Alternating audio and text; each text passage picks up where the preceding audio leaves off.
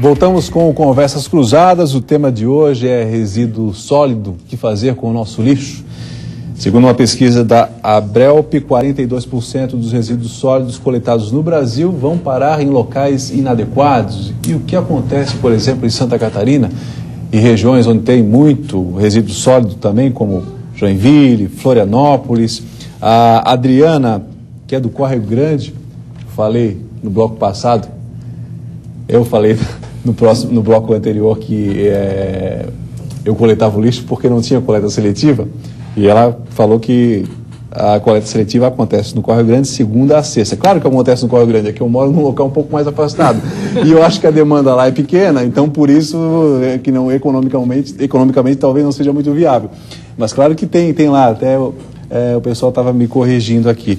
Mas o que eu queria saber é o seguinte, por exemplo, a gente tem notícia que em alguns países você vai comprar um eletrodoméstico e tem a taxa de retorno, ou seja, você tem que pagar um valor a mais para poder depois a indústria dar fim. Por exemplo, um notebook, um eletrodoméstico. Quais são, Mariana, quais são as ideias, por exemplo, que estão sendo aplicadas em países de, vamos dizer assim, primeiro mundo, né, como se falava antigamente, e a gente poderia copiar? Ou não? Aqui a gente tem alternativas próprias que a gente pode desenvolver. Olha, hoje nós temos, como vem falando, o Instituto Lixo Zero Brasil, que tem essa filosofia de divulgar a meta Lixo Zero.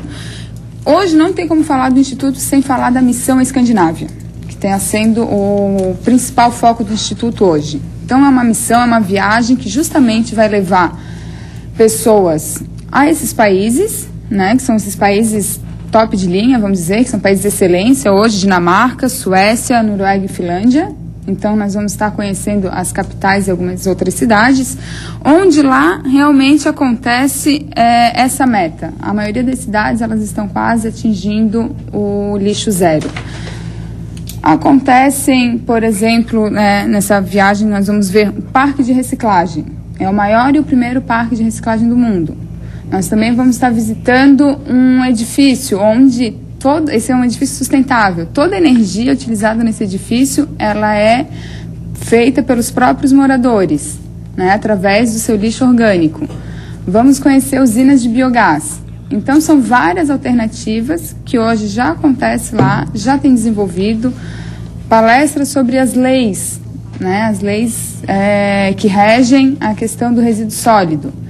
Então, o que eu tenho para falar desses países é que já está desenvolvido lá, já acontece, e tem coisas que a gente vai ver lá. Vamos entrar em contato com as pessoas corretas para estar trazendo um convênio, trazendo as tecnologias utilizadas lá, principalmente essa questão do biogás, né, muito interessante. São indo prefeitos que têm como principal economia a questão da agricultura. Então, é uma excelente oportunidade. Mas, Egidio, ele pediu a palavra primeiro, eu só queria saber o seguinte, tem exemplos também que a gente pode dar para outros países? Somente no caso da indústria? Como é bastante incipiente, a política foi recém, quer dizer, nós temos que buscar realmente as experiências, que é uma oportunidade que nós temos. Talvez isso aí seja até uma situação a nosso favor, de já buscar países como a Europa, países europeus, o próprio Estados Unidos, que já tem essa questão na política de gestão de resíduos sólidos já implantada. Nós, por exemplo, na Espanha, nós verificamos na Fiesc em várias missões o modelo de gestão de resíduos, tanto da Andaluzia quanto da Catalunha, em que se criou, que a visão é econômica, que se criou um mecanismo como, por intermédio de PPP, se criou empresas, se fomentou empresas, pode ser uma PPP temporária, o governo deu todo o apoio e financiamento para que a empresa desenvolvesse a tecnologia. Quando ela começou a já ter a tecnologia desenvolvida e viável o seu negócio, o Estado deixou a empresa que tem autonomia agora e financeira. Isso se criou uma atividade empresarial bastante substancial. Eu devo dizer mais o seguinte, na questão da oportunidade e da questão de visão econômica. É um setor mais crescente no mundo hoje, a indústria da reciclagem. Na Europa, na União Europeia, por exemplo, já movimenta cerca de 1% do PIB, são bilhões de euros por ano que se movimenta nessa indústria. Portanto, é essa questão da grande oportunidade que se tem e de se aprender com esses modelos para se implantar aqui no Brasil essa questão. Lógico, nós temos várias limitações. Ela fala de Copenhague, falar da Dinamarca. Nós temos um país territorial de dimensões continentais. Em realidade, eu acho bem a logística é complicadíssima. Sobre a legislação que você estava falando. Nós temos uma carga tributária, né, sem precedentes, quase, bastante complicada a incidência. Então, mas o importante, o que se aprendeu com a experiência da Espanha, por exemplo, é que se você tem na questão do resíduo industrial ou até do resíduo urbano, você tem uma visão econômica. E se você incentivar a indústria da reciclagem, a indústria envolvida nessa cadeia, você vai gerar emprego, muito emprego, você vai gerar muita receita e muitos benefícios, além da questão ambiental. Portanto, é isso que nós temos que aprender desses modelos. E o instrumento na Espanha, que nós temos como exemplo, é a PPP, que é um modelo de PPP, que tem uma agência e que estimulou empresários, e hoje a indústria privada toca sozinha. Nós visitamos indústrias de eletroeletrônicos que ela pega uma geladeira e tira até a poeira da geladeira, vamos supor. Todos os componentes, todos eles são reaproveitados. Chega a gerar 30% de resíduo de geladeira, chega a retirar o gás da geladeira, por exemplo, então uma base. Então, chega a gerar no final 20% de resíduo. Isso tudo é fomentado por uma cadeia muito bem desenhada, por isso que eu digo da questão do governo no plano, e que propicia o desenvolvimento tecnológico, porque tem tecnologia. Se você quer agregar valor ao resíduo, tem que ter estudo, tem que ter... Eu queria complementar. Pode comentar. Perdão.